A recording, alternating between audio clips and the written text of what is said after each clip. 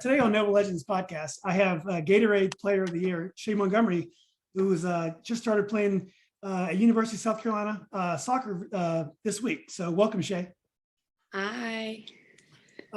So look, it's been a pretty amazing year for you. Actually, it's been an amazing 4 years, but just to kind of give the broad sketches of your career. You won the state title as a freshman at Yorktown. We had a COVID year, sophomore year. Who knows what would have happened that year? Junior year, you guys were strong all year. We got upset in the regionals, but then you won. You won the districts, the regional, the northern region, and then you won the state title again in spectacular fashion. You scored tons of goals, and now you're getting ready to start at a program. I think it's been the final 5 of the last 8 years. And a 2-time winner of the Gatorade Player of the Year, back to back. So just an amazing year for you. Yeah, it's been an absolutely amazing year. First, I want to clarify, I actually wasn't on the freshman year team. My club team was making a national championship run that year. And so my coach thought it was really important that we trained all throughout the spring. And so he didn't let anyone play high school, but just wanted to put that out there. So no false information. Yeah, no, good. So is it normal? So on the boys' side, as you probably know, there's a big struggle, and many of the top boys players aren't playing. Like, for example, on our team this year, Daniel Sandahl is one of our best center backs. He didn't play. Luke Garufi didn't play. Daniel Tong didn't play. All ECNL top players. Their club coaches, there was no rule, but their club coach frowned upon it, and maybe they didn't want to play. Does that happen a lot on the girls' side? Yeah, I think ECNL has always been great because they give us that spring season to play. But I think on a lot of, especially top tier teams, coaches really don't want to lose time with their players. And so they tend to frown upon it and, request against it. But I think a lot of learning has happened with coaches, especially on the girls' side, because obviously ECNL has been more popularized on the girls' side for a lot longer. So I think they've kind of come to grip with girls want to play high school, and it's all the Arlington girls you saw came over this year, and a lot of them didn't play last year. So I think people are just kind of getting used to it. So I think you'll see a lot more boys ECNL players playing in the future, because I just think they need to adjust to the schedule. Yeah, I hope so. We saw the MLS Next thing, and I don't know. We don't have that on the girls' side. I've never really understood that. See what it is, and Chandler, as you know, my son Chandler, for those who don't know, he left the club because he might not have been able to play high school. Like what a lot of kids did in MLS Next, they just quit their high school team, during the high school season. So they put MLS Next until April, then they quit. And so many players did play high school, but it was kind of awkward. Yeah, they're still trying to work that out. Yeah, we saw that I think a lot with DA players in the past. People would do that also. They call that GA, right, for the girls? It's now GA. So DA blocked people, and GA is also, I guess, continue to do that. But I'm not completely sure why they do that, but I guess it's just a different style of running their program. Yeah. Okay. Well, one thing that so I didn't see you guys play all your sophomore year because you didn't play. We didn't have a season. Junior year, I saw that one game, and I didn't get a sense of it. But we had some double headers with Yorktown boys. So I got a chance to see 3 of your games, and unfortunately, we lost, and so we kind of adopted you guys. And one thing about your team, I've never seen a team have so much fun playing soccer. Now you hear a lot about burnout, and kids don't like to play. They've been training for 10 years since first started, and they get burnt out. They're not having fun. I don't think I've ever seen a team have as much fun play soccer as Yorktown girls. Yeah, I think it honestly comes from the team just being such a strong elite group of players. We have so many people on our team who are playing in college, and with that comes a certain mindset that you want to continue playing soccer. You love soccer. If you're playing soccer in college, you have to love it to do it, because from experience now, it's a grind. And if you don't go into it already having a good relationship with the sport, then it's not going to work for you. And I think that was a big part of our culture on the team, just because we had so many girls who felt that way about the sport, and it's contagious. When someone's excited about going out for a game, everybody else wants to go. And I think also with winning, when you it's so fun to win, and we were on such a streak, and I think the more we kept winning, the more fun, and everyone just wanted to keep winning. And so I think it just boosted morale and had people going. Yeah, I've never seen a team have so much fun. You guys smile for the cameras. You guys are so loose. I mean, it is you guys are doing social media during the game. You guys will score a goal, and then the goal is on social media immediately. It's just it was a I lot. started that when so obviously I got injured in our first scrimmage again, or our first game against South County. And so I hate sitting on the bench personally.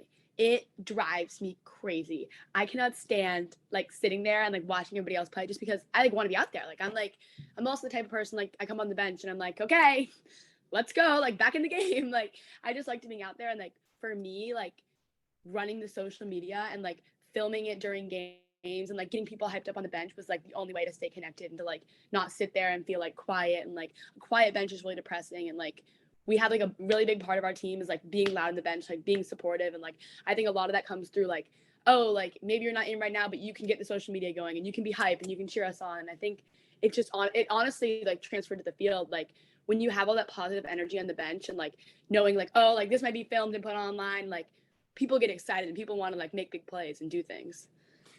Yeah, it's a lot of fun. It's easy to keep up with you guys too, because like one of the games I missed, and every time you guys scored, it was on there immediately.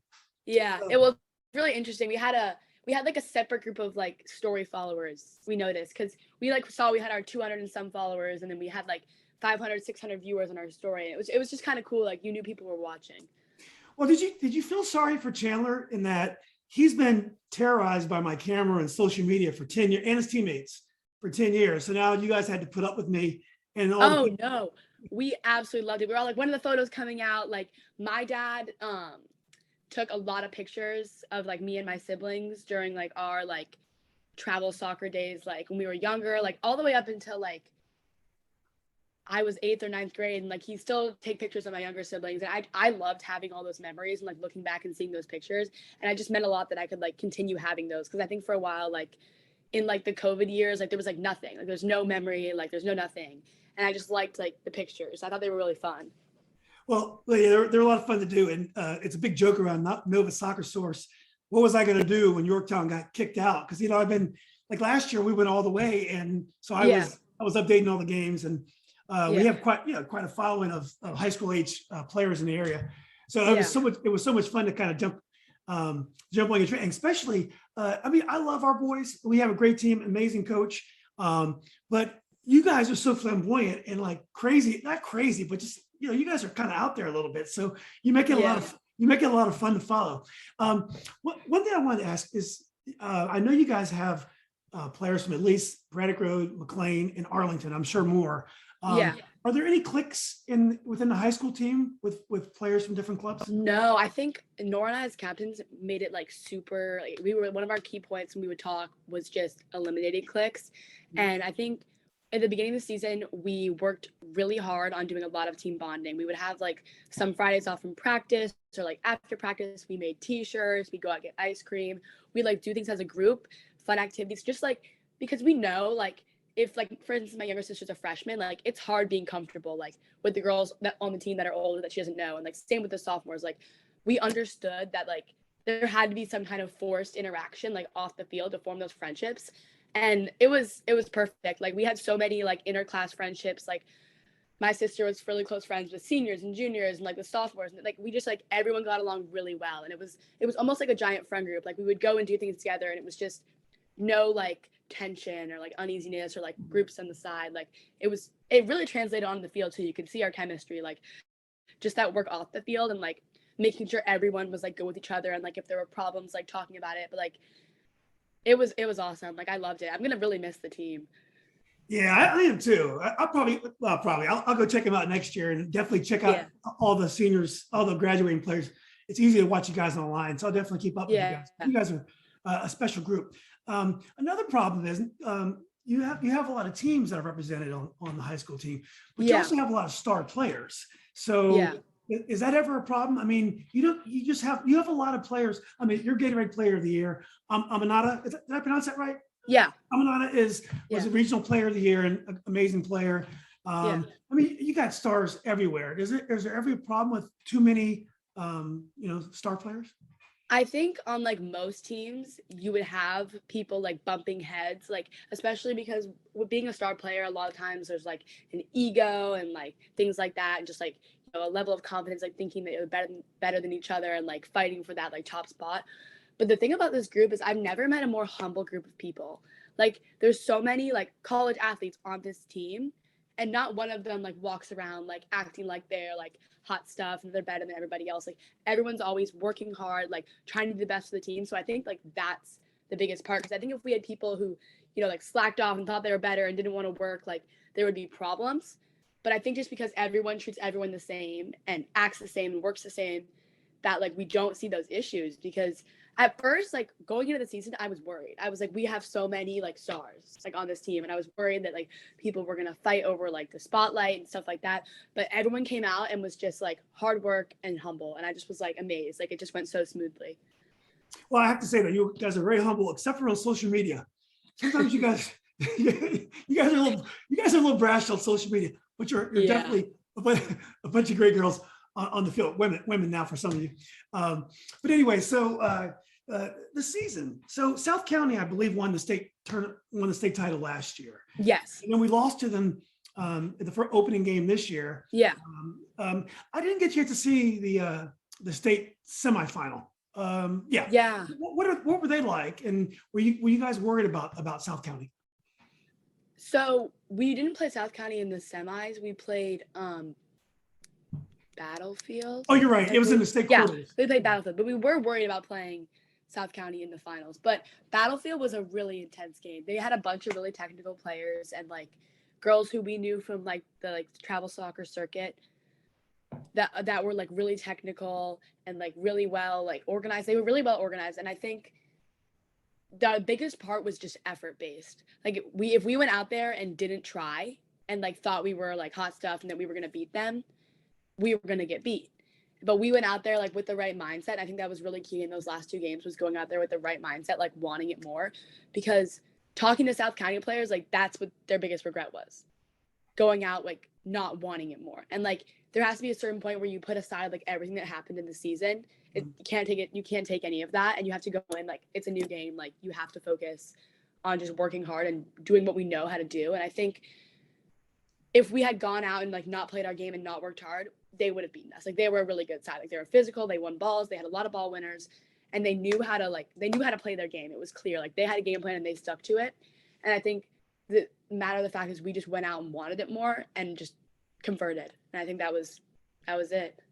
Yeah, I'm sorry I missed that game. But let's go back to the Oakton games. Oakton in the regional final, you played Oakton, a team that you'd beaten really easily early in the year. But yeah, that was at Yorktown. The field is wide, and it's always different with Yorktown because we have this amazing home field, and sometimes the game's a little different when we go on the road. Especially we love the boys love the big field as well. So the Oakton game, the first half, and I talked to Coach Davis about this. You may have seen that. And I thought we rushed things a little bit, and then the second half we calmed down. We started playing possession more. They moved you from the wing into the midfield. Yeah. Where do you prefer to play? And do you play the same position on your club team as you play on the high school team? No, well, yes and no. I love playing in the midfield. Like that is like my little happy place. But my club coach did a really good job like throughout my like club career of making me play just about everywhere. I played everywhere on the field in games. I play a lot, like during showcases, he would put me out wide and up top because it's really important for college coaches to know that you're versatile. And he was just he was like, you are going to learn. Like, I know you don't want to go out there, but you're going to go learn. And I think I really benefited from that. And I think it really transferred over to high school. Like I was able to go out wide and figure it out.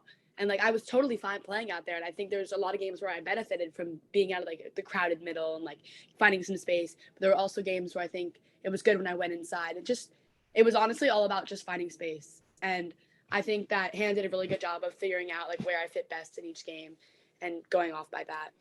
Yeah, I think it gave him a different look, and it's to switch up like that it makes you guys hard to defend because you guys exactly different. Well, I think that's also the great thing about this team. Like we have so many players who can play anywhere and are willing to play anywhere. I think that's the most important part. There's a lot of people that I know that could play like 5 different positions, but they just mentally don't want to and don't think they can. And I think this team, we saw so many people going in so many places just for the benefit of the team. And I think that goes back to like just like wanting it for the team and not having their ego above it. Like I could have very easily been like, I'm a senior, I refuse to go out wide. Like I want to stay in the midfield. But I knew like for our team to benefit, like I had to play multiple positions and I wasn't going to put like my wants and needs above everybody else's, if that makes sense. Yeah. I mean, usually when people can run like you, they usually like to have them on the wings. So but you can have more of an impact in the middle. So I can see both. And I think it's good to do. I think it's good, as you said, to have both. Yeah, definitely. Skills in your bag. So anyway, back to the Oakton game. So the game was really tight, and it's getting a little nerve wracking there. But you guys are playing well. You're beginning to impose yourself on the game. Like the goal is coming.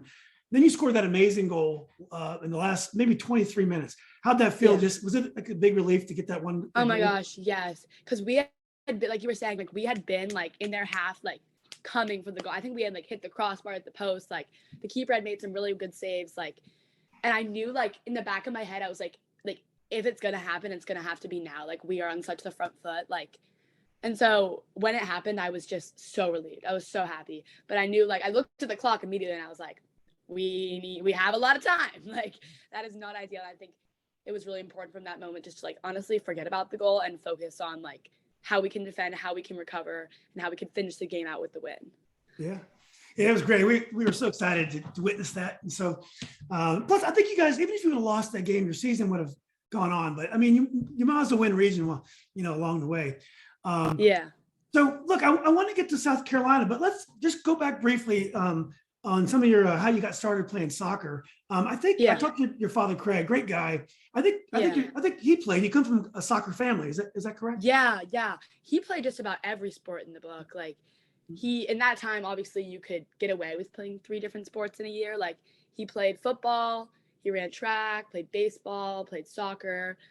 So he was a lifeguard, swam. He did literally everything, but he really loved soccer. Like soccer was one of his favorite sports. And I think that really influenced me. Like he always was just like willing to like go out and play with me as a kid or like teach me stuff. And like he knew enough to get me going. Like definitely like just like teaching me basic foot skills and moves. And like he coached my like rec soccer team when I was little. He actually coached my sisters and my brothers as well.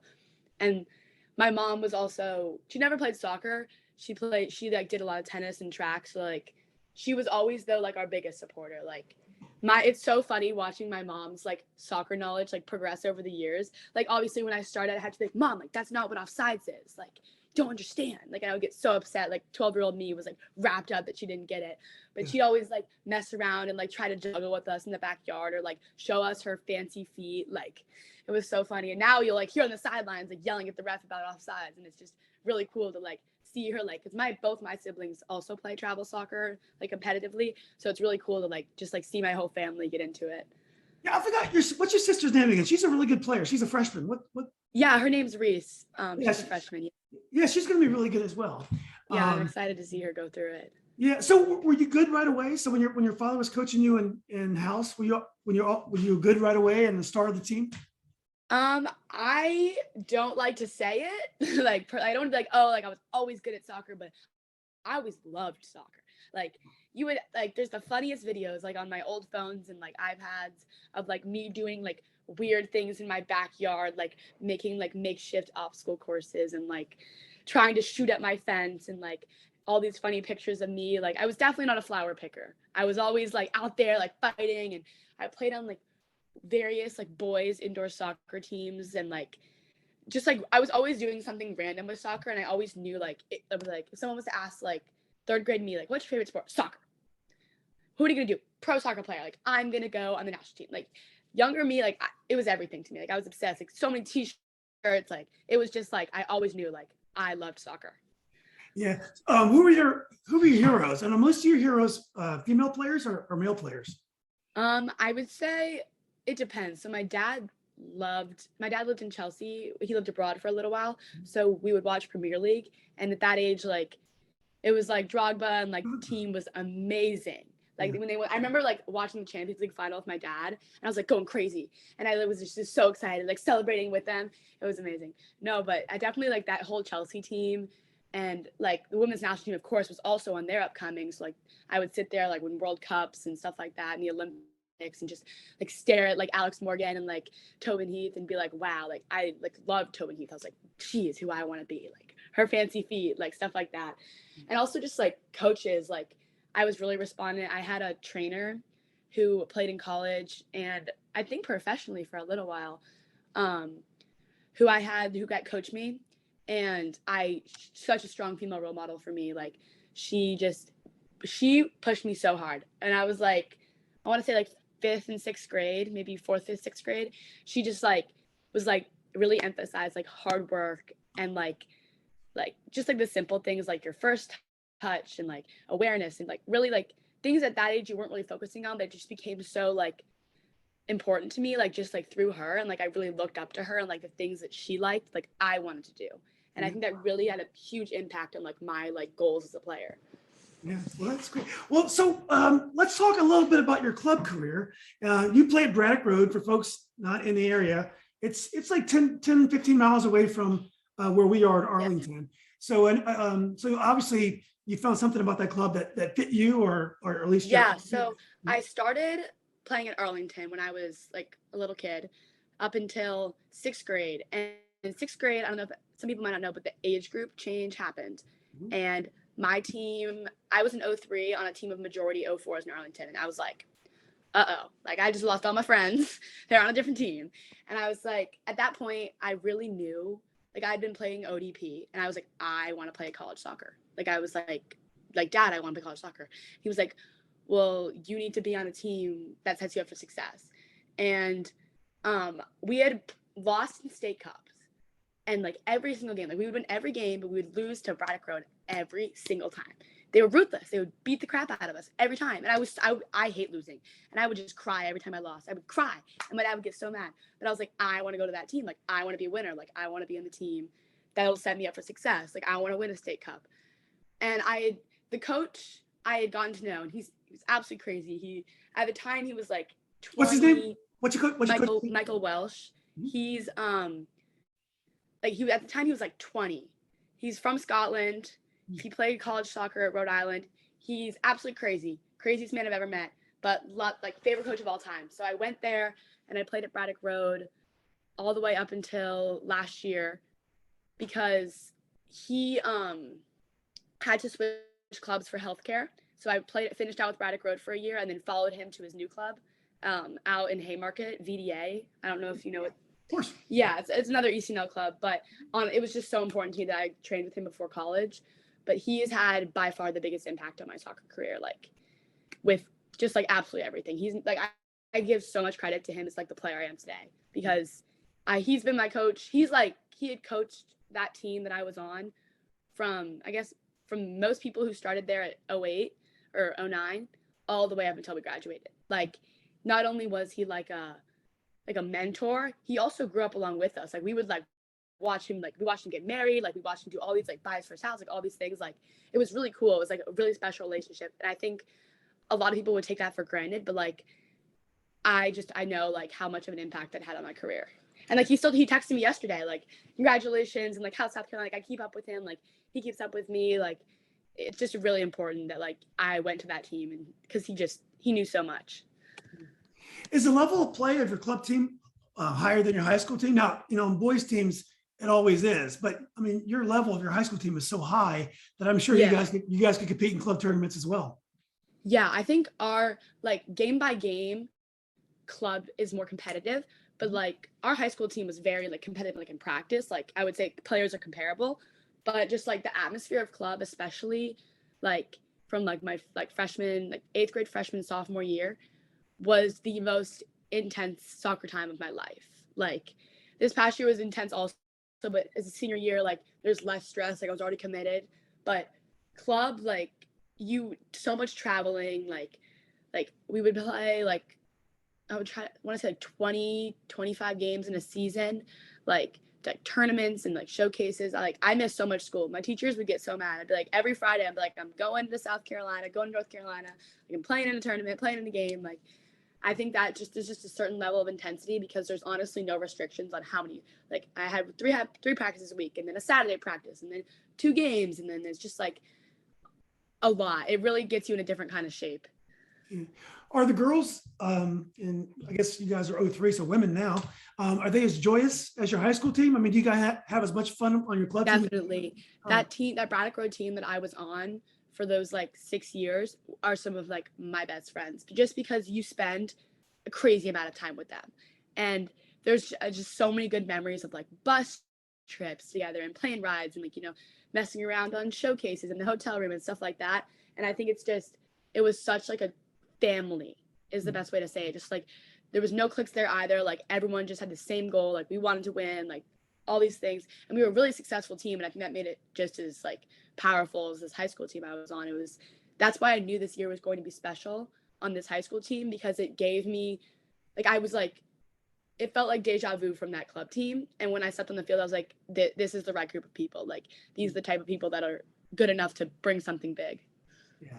Well, you've got amazing parents, Craig and Whitney. And it's important nowadays that you have parental support. So it's in some ways it's a shame because it could be expensive, it could be time consuming, and some parents just don't have the time or the money to do that. Your parents are very supportive, it seems. What are some of the things parents get right and some of the things parents get wrong? Now, I know you probably have some teammates whose parents could be overbearing, because I'm sure Chandler might accuse me of that. But so what are some of the things parents get wrong and parents get right, and yours got right? So I think my favorite thing about my parents is just their like endless commitment. I think it means a lot to kids to have, especially at a young age, just like general support, like on the sidelines, like cheering for you and like just being there. I think the people I know would like, they would always get rides to game and the parents were never there. I think it's just like really hard to like feel confident in yourself, because at that, like at such a young age, it's hard to be confident in yourself, especially if you're struggling in the sport, and just having your parents there like makes a huge difference. But there's a really fine line with that, just of like over support, like, getting involved and yelling at coaches, like I would not recommend, because although it's like always good intentions, it just makes the coach mad at the kid. Like in the end, the coach is going to be like, oh, this kid's parents are always yelling at me. Like, honestly, just like that's a good teaching moment to have your kid be like, to talk to your kid and be like, oh, like you want more playing time, like we're not going to talk to him, we're not going to go yell at him, you need to go talk to him and ask, we need to work on. And I think that's a good teaching moment for the kid to learn how to like stand up for themselves and learn how to grow without you having to like get involved and like cause conflict, because he's going to be way more like, he or she's going to be way more responsive to the kid like coming and asking like, what can I do like to improve, than like a parent coming and being like, you don't play my kid, like that type of stuff. And the same thing with like on the sidelines, like parents who were like screaming all game with their kid and like telling them what to do, like play by play. It's like there's no benefit to that, and all it does is just drive you and your kid apart. Like whenever my dad would try to talk to me in the sidelines, I'd be no. I honestly gain selective hearing. He says anything and I don't even hear it. Like I just like I've taught myself I don't hear it. Like unless it's positive, I'm like, oh thanks. Like other than that, it's like I think it's just being positive and just supporting your kid and like teaching them how to manage like their teammates and their coaches, like is the most important. Yeah. So for Chandler, he knows so much more about soccer than I do. But though like your mom, I've learned a lot through the years. But it doesn't really do us much good to be critical of him, because he knows the game so much better than me. Yeah. Now, did your parents give you a hard time after maybe a poor performance? Did they tell you, or would they leave you alone and let you learn your own lessons? So my parents understand the concept of not always having a good game. But so like I'll play a bad game and there's no one more mad than me. Like I'm pissed. Like I am in the car like fuming. And like a lot of times I will be like claiming I have a bad game and my dad will be like, you're hilarious, like go watch the film. Just because I'm so hard on myself, like I expect perfection. Like I expect to go through a game and just like never lose a ball. So like I have like these unachievable goals. And so he'll be like, go watch the film, and I'll watch it and I'll be like, oh, it wasn't a bad game. It just, one bad play that I focused on in my head and kept replaying. But my parents do really care about effort. And I had a game once, and each one of my siblings have had a game once, where my parents believed that we did not give enough effort and that we weren't working hard enough. And that's when they'll yell at you.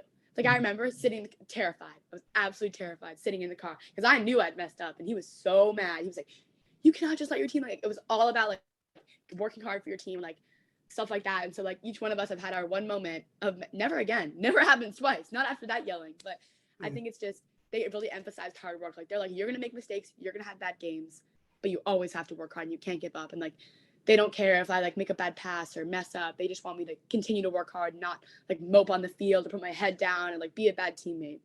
Yeah. Yeah.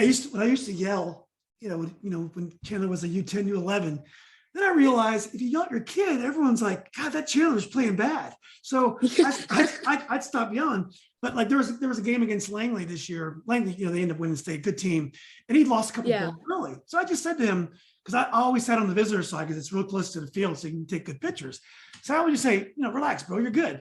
And he looked at me and just nodded. So I would say something like that, and that would be helpful. But it was never helpful. My parents also like will say things to me like through the team. They'll be like, keep working hard, Blue, or like it's coming. Like they'll like say Blue. I'm like, everyone knows you're talking to me, but like throwing that Blue, and it's like, oh, who is it? Like. Exactly. No, but I think it's just like my mom's always super positive, and I think actually Nora's mom on our club team when we were younger used to hand out lollipops to parents who were either yelling at the ref or yelling at their kid or just being overall rude, and just they can't yell if they're sucking on a lollipop, which I thought was really funny and creative. I always get a good laugh out of it. It's also hard to yell for taking pictures, which is why. That's true. That's what my dad used to do. Instead of yelling, he would go in the corner and take pictures of me. Then he wouldn't yell. And now he just doesn't even yell because I'm just doing my own thing. Exactly. Well, now you're on your own. You're a college girl now, college woman now. Yeah. So let's before we get to South Carolina, I wanted to talk about Coach Davis, Coach Hannah, because we didn't talk about her at all. So I got to know her a little bit. Love talking to her about the games. But one thing I've never seen out of her, I've never seen her angry, and maybe it's because you guys always win. But does Coach Hannah ever? You call her Coach Hannah or Coach Davis? Coach Hannah. Coach Hannah. Does she ever get mad at you guys, or what's her style?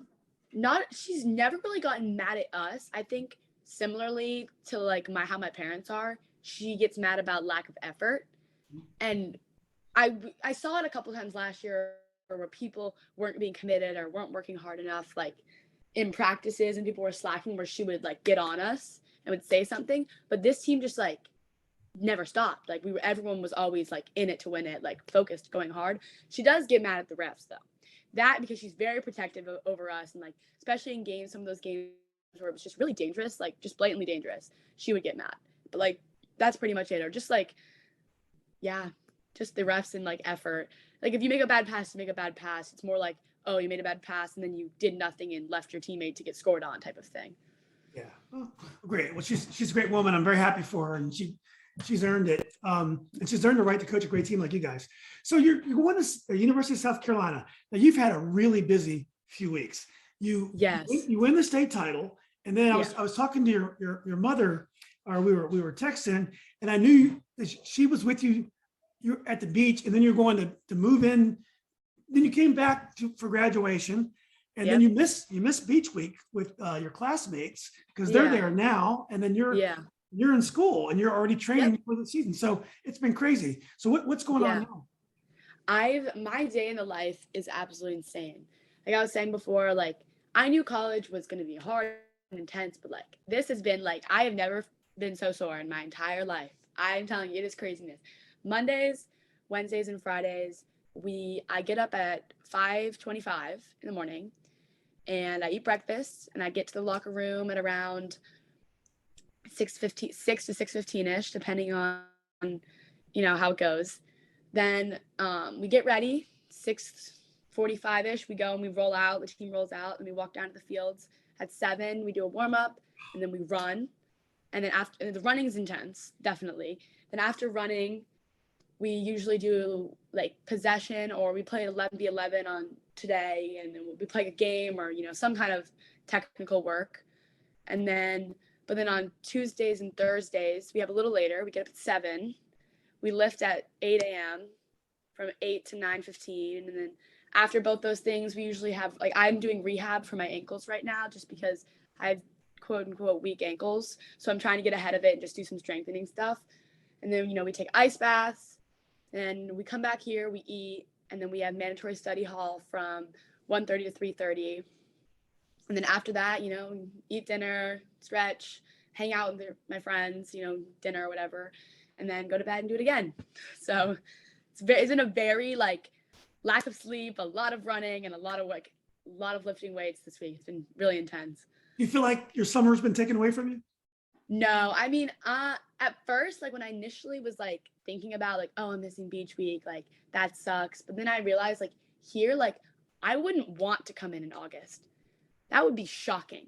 Like coming in preseason smacking you in the face, like no introduction to the team. You're meeting like everybody officially for the first time, like all that stuff. Like you wouldn't be prepared. And I just like that we were able to come in, like be prepared, like get our fitness out of the way, because now we don't have to run during actual preseason. All we do is play because we get our fitness done now. And I think that's just like, it's also the practices are captains run.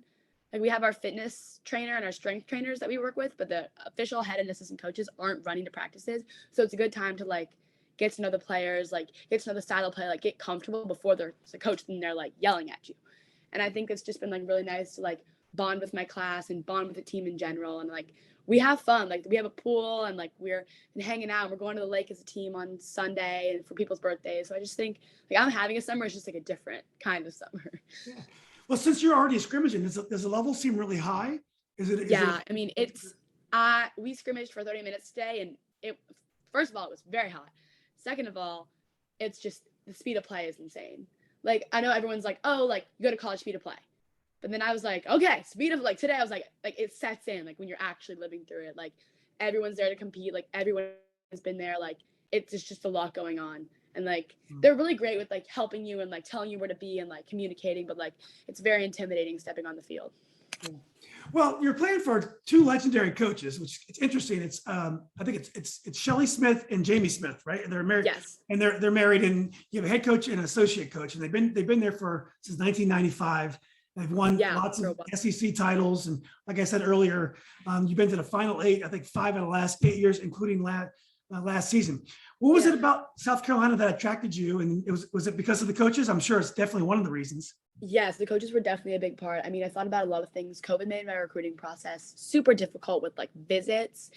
Official visits weren't a thing. The NCAA was like not letting them happen. So I think a lot of it was I knew I liked the location. Like when I visited unofficially, I liked like Columbia as a city and like the weather, and like I don't do very well with the cold. Also the coaching staff, absolutely amazing. Like our resources here are like I'm like shocked. I like laugh every day I walk into these rooms and I'm just like, this is for us. Like this gear is for us. Like they just like have such a great system, and like they're so organized, and the coaching staff is just amazing. And they have this program like funding not funding, but like just like follower program type thing called La Familia, which is like people who like, donate and like, support, and just a support group. And they're awesome. And like, they just do so much. And it just like speaks about the culture of like the parents and the kids and the families and like everyone together. Like a lot of schools you go in and like, it's just like radio silent, and it's just, you kind of figuring out on your own. I just know here it's just like not like that. And also a big part of it was just like the style of play. Like I'm a possession-based player. I don't want to go to a school where center backs are kicking the ball over my head all day and I'm just running back and forth. I'd rather come here because we like keep the ball. Like I noticed that like it is such an emphasis on keeping the ball and playing simple and finding the right pass, which is super important to me just as a player. And just like level of play also, like I wanted to go somewhere where I could compete and I could like win, because I hate losing. So I lose for everything ever. So I want to come somewhere where I could win and compete and fight for a spot. And also I'm in the honors college next year, and I think it's the #1 public honors college in the US. And I was like, I knew I wanted to do that as well. So that's in my academic side. So just overall it came together perfectly. You said next year, so that starts your sophomore year of the honors college? Oh no, I meant like in the fall, because I'm in like a different, because I'm taking a class right now, so it's like not technically honors college yet, but this upcoming year would be better. Your father told me you want to be a doctor. You're pre-med. Yeah, I'm currently pre-med. Yes, I'm exercise science.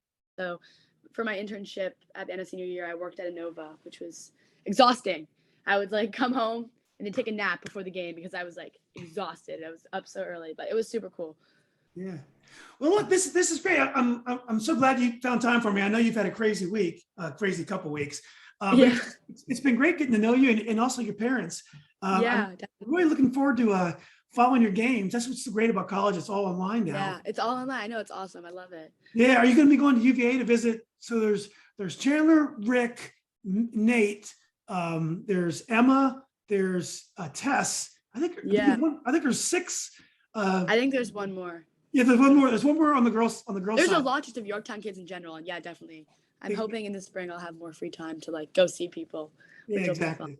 Well, until then, we'll follow you and look again. Congratulations on all your success. You're an amazing Thank player. I you. really enjoyed watching Thank you you play. so much. And yeah, I look forward to the games this fall. Yes, thank you. Let me know if you need anything else. Oh, this has been great. Yeah, let's definitely keep in touch. All right, of course. Okay. All right. Nice. Bye. Have a nice day, Shay. Bye bye. You too.